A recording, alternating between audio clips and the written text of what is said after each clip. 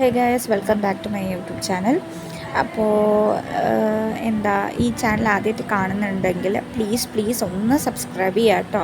Like ചെയ്യുക, share ചെയ്യുക, comment ചെയ്യുക. അപ്പോൾ നമ്മൾ പഠിക്കാൻ പോകുന്ന കഴിഞ്ഞ ക്ലാസ്സിൻ്റെ കണ്ടിന്യൂവേഷൻ വീഡിയോ ആണ്. അപ്പോൾ നമ്മളിന്ന് പഠിക്കാൻ പോകുന്നതെന്ന് വെച്ചാൽ ചാർട്ടർ ആക്റ്റ് ആണ്. ചാർട്ടർ ആക്ട് 1813 ആണ് പഠിക്കാൻ പോകുന്നത്.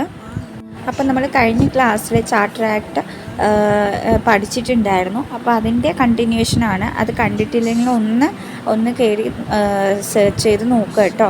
അത് ചാനലിൽ അവൈലബിൾ ആണ്. ഒന്ന് കയറി നോക്കുക കേട്ടോ. അപ്പോൾ നമ്മൾ ഇന്ന് പഠിക്കാൻ പോകുന്ന ചാർട്ടർ ആക്ട് 1813 ആണ്.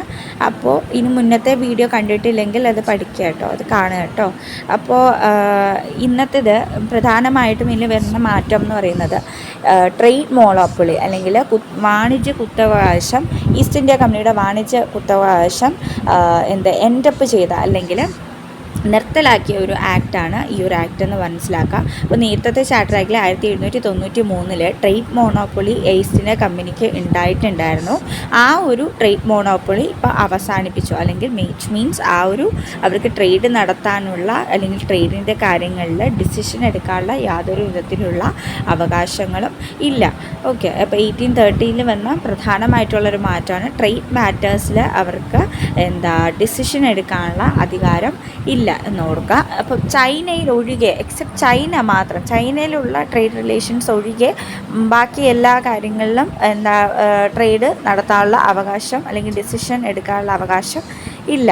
അപ്പം ചൈനയിലാവുമ്പോൾ ഇപ്പോൾ ഉപ്പ്, തേയില പോലുള്ള ചില കമ്മോഡിറ്റീസൊക്കെ ട്രേഡ് ചെയ്യാറുണ്ട്. അപ്പം കച്ചവടം ചെയ്യാറുണ്ട്. അപ്പം ആ ഒരു കാര്യങ്ങൾ ഒഴികെ ബാക്കിയെല്ലാം ട്രേഡ് നടത്താനുള്ള അവകാശം ഈ ഒരു ഈസ്റ്റ് ഇന്ത്യ കമ്പനിക്ക് നിലവിലില്ല എന്നുള്ള ഒരു നിലപാടാണ് ഇപ്പം ഉള്ളത്. പിന്നെയുള്ളത് അതോറിറ്റി, അതായത് ഈ ഒരു കമ്പനിക്കുള്ള അധികാരം അടുത്ത 20 വർഷത്തേക്ക്, ഈസ്റ്റ് ഇന്ത്യ കമ്പനിക്കുള്ള അതോറിറ്റി അടുത്ത 20 വർഷത്തേക്ക് നീട്ടിക്കൊടുത്തു.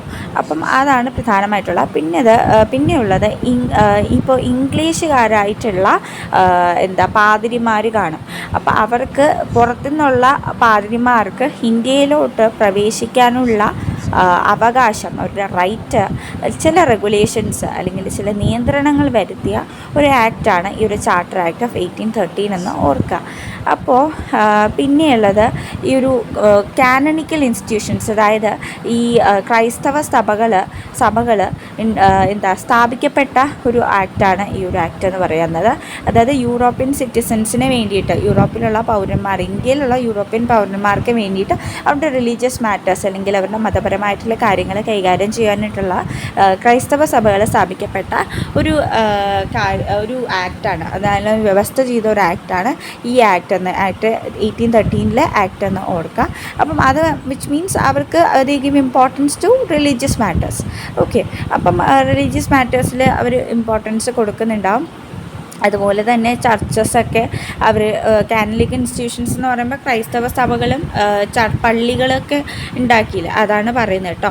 അപ്പോൾ അങ്ങനെ ഇതെല്ലാം ലീഡർഷിപ്പ് വഹിക്കുന്നത് ബിഷപ്പാണെന്ന് ഓർക്കുക. അപ്പം അതൊരു ഒൺവേർഡായിട്ട് ചോദിക്കുന്നുണ്ടാവും. അങ്ങനെയാണ് ഇതാണ് മെയിനായിട്ടുള്ള കാര്യങ്ങൾ. അങ്ങനെ ക്രിസ്ത്യൻ ഇപ്പം ഇംഗ്ലീഷ് ലാംഗ്വേജ് ആയാലും കൊണ്ടുവന്നത്. ഇപ്പം അതുപോലെ തന്നെ ഈ ഇന്ത്യക്ക് വേണ്ടി എഡ്യൂക്കേഷൻ പർപ്പസിന് വേണ്ടിയിട്ട് ഒരു നിശ്ചിത തുക ഇന്ത്യക്ക് വേണ്ടി സ്വരൂപിച്ച് വെക്കുക എന്നുള്ളൊരു നിലപാട് അല്ലെങ്കിൽ അങ്ങനെ ഒരു നിയമം കൊണ്ടുവന്ന ഒരു ആക്റ്റാണ് 1813 ആക്ട്. അത് വിച്ച് മീൻസ് അവർ ഇത് ഇമ്പോർട്ടൻസ് ടു എഡ്യൂക്കേഷണൽ റിഫോംസ്, അതായത് എഡ്യൂക്കേഷൻ പരമായിട്ടുള്ള അല്ലെങ്കിൽ വിദ്യാഭ്യാസപരമായിട്ടുള്ള കാര്യങ്ങളിൽ അവർ കൂടുതൽ ഇമ്പോർട്ടൻസ് കൊടുക്കാൻ തുടങ്ങി. അപ്പോൾ നമുക്കറിയാം ഇംഗ്ലീഷ് ലാംഗ്വേജൊക്കെ ഇന്നും നമ്മൾ ബേസിക് ആയിട്ടുള്ള ഒരു ലാംഗ്വേജാണ്. അതായത് അത് എല്ലാവരും ഒരു കമ്മ്യൂണിക്കേഷൻ മീഡിയമായിട്ട് ഉപയോഗിക്കുന്ന ലാംഗ്വേജാണ്. അപ്പോൾ നമ്മുടെ എഡ്യൂക്കേഷനിലായാലും വളരെ ഇമ്പോർട്ടൻ്റ് ആയിട്ടുള്ള ലാംഗ്വേജാണ്. ഈവൻ റീജിയണൽ ലാംഗ്വേജ് ഉണ്ടെങ്കിലും ഇംഗ്ലീഷ് ലാംഗ്വേജ് ഇമ്പോർട്ടൻസ് കൊടുക്കുന്ന ഒരു ലാംഗ്വേജാണ്. അപ്പോൾ അതുപോലെ ഈ ബ്രിട്ടീഷുകാർ കൊണ്ടുവന്ന ഒരു ലാംഗ്വേജാണ്, അതായത് ഇംഗ്ലീഷ്മെൻ കൊണ്ടുവന്ന ഒരു ലാംഗ്വേജാണ് ഇംഗ്ലീഷ് ലാംഗ്വേജ്. അത് എല്ലായിടത്തും ആപ്ലിക്കബിൾ ആയിട്ടുള്ള ലാംഗ്വേജാണെന്ന് മനസ്സിലാക്കുക. അപ്പോൾ എഡ്യൂക്കേഷനായിട്ടുള്ള ഇമ്പോർട്ടൻസ് അല്ലെങ്കിൽ എഡ്യൂക്കേഷൻ ഇൻസ്റ്റിറ്റ്യൂഷൻസിൽ അതല്ലെങ്കിൽ എഡ്യൂക്കേഷന് പ്രാധാന്യം കൊടുത്ത ഒരു ആക്റ്റാണ് ഈ ഒരു 1813 ആക്ട് നോക്കുക. പിന്നെ എന്താ ഈസ്റ്റ് ഇന്ത്യ കമ്പനിയിലെ ഒഫീഷ്യൽസിന് അല്ലെങ്കിൽ അവരെ ഉദ്യോഗസ്ഥർക്ക് ട്രെയിനിങ് കൊടുക്കുക എന്നുള്ളൊരു വ്യവസ്ഥ ഉണ്ടാക്കി. അതായത് അവർക്ക് ഇപ്പം ഇതിൽ നിന്ന് അർത്ഥമാവുന്നത് ആ ഒരു കമ്പനി എഫിഷ്യൻ്റ് ആക്കാൻ വേണ്ടിയിട്ട് അതിലുള്ള ഓഫീസേഴ്സിന് ട്രെയിനിങ് കൊടുക്കുന്നതിലൂടെ ആ ഒരു കമ്പനി സ്മൂത്തായിട്ട് ഫങ്ഷൻ ചെയ്യാൻ വേണ്ടി, വളരെ നന്നായിട്ട് ഫങ്ഷൻ ചെയ്ത് പ്രവർത്തിച്ച് പോകാൻ വേണ്ടിയിട്ട് അവർക്കൊരു എയിം ഉണ്ടായിരുന്നു, അല്ലെങ്കിൽ ഒരു ഒബ്ജക്റ്റീവ് ഉണ്ടായിരുന്നു. അതിന് വേണ്ടിയിട്ടാണ് അവർ പ്രധാനമായിട്ടും ഈസ്റ്റ് ഇന്ത്യ ഒഫീഷ്യൽസിന് ട്രെയിനിങ് കൊടുത്തത്. പിന്നെയുള്ളത് ലോക്കൽസ് ഓഫ് ഗവൺമെൻറ്റിന് ഇന്ത്യയിലുള്ള സിറ്റിസൺസിന് മേൽ ടാക്സ് ചുമത്തുക, നികുതി ചുമത്തുക എന്നുള്ളത് ഈ ഒരു തദ്ദേശ സ്വയംഭരണ സ്ഥാപനങ്ങൾക്ക് ഈ ഒരു ഇന്ത്യയിലുള്ള സിറ്റിസൺസിന് നികുതി ചുമത്തി.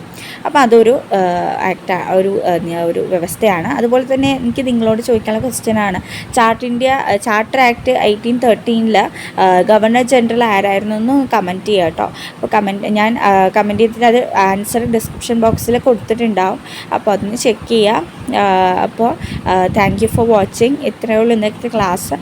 മനസ്സിലായെന്ന് വിചാരിക്കുന്നു. അപ്പം ഇനിയും നിങ്ങളുടെ സപ്പോർട്ട് എനിക്ക് ആവശ്യമാണ്. ചാനൽ ആദ്യമായിട്ട് കാണുന്നുണ്ടെങ്കിൽ പ്ലീസ് ഒന്ന് സബ്സ്ക്രൈബ് ചെയ്യുക കേട്ടോ. പിന്നെ കമൻറ്റ് ചെയ്യുക, ലൈക്ക് ചെയ്യുക, ഷെയർ ചെയ്യുക മറക്കല്ലേ.